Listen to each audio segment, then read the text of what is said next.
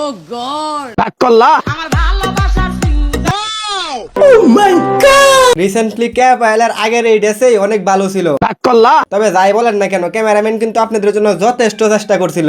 আচ্ছা, আমার ভালোবাসার সিঙ্গা সুইয়া সুইয়া খায়। ভাবা যায় এই আপুটা নাকি বাংলাদেশের সবচেয়ে বড় কন্টেন্ট ক্রিয়েটর।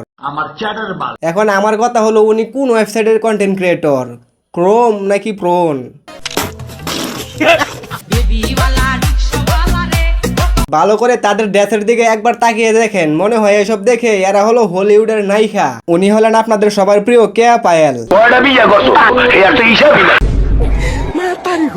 তো হে গাইস, আজকে এরকম কিছু দুষ্ট ভিডিও সংগ্রহ করেছি, যা নিয়ে কথা বলবো আজকে।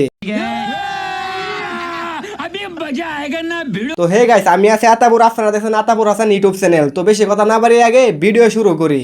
কেয়া পায়েল কিন্তু ভীষণভাবে চেষ্টা করে যাচ্ছে মেগাস্টার শাকিব খানের নায়িকা হতে, মনে আছে আমার সব। কিন্তু পারতেছে না।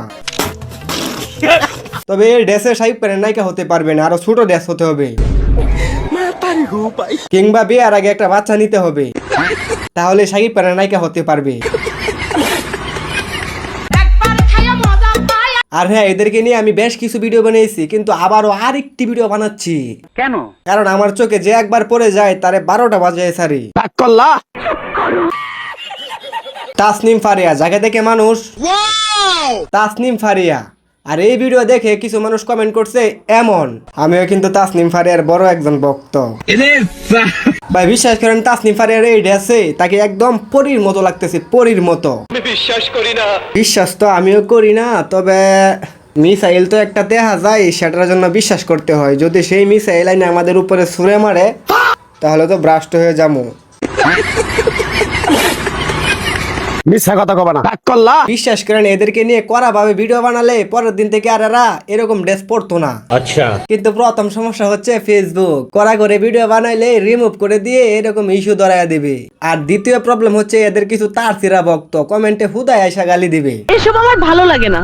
ওয়াও, মেরুন শাড়িতে যেন রাজুকিও এক লুক নিয়ে হাজির হলেন অভিনেত্রী তাসনিয়া ফারিন। তাসনিম ফারিয়া এত বড় একজন মডেল হয়ে কেমনে এই পোশাকে মিডিয়ার সামনে আসলো?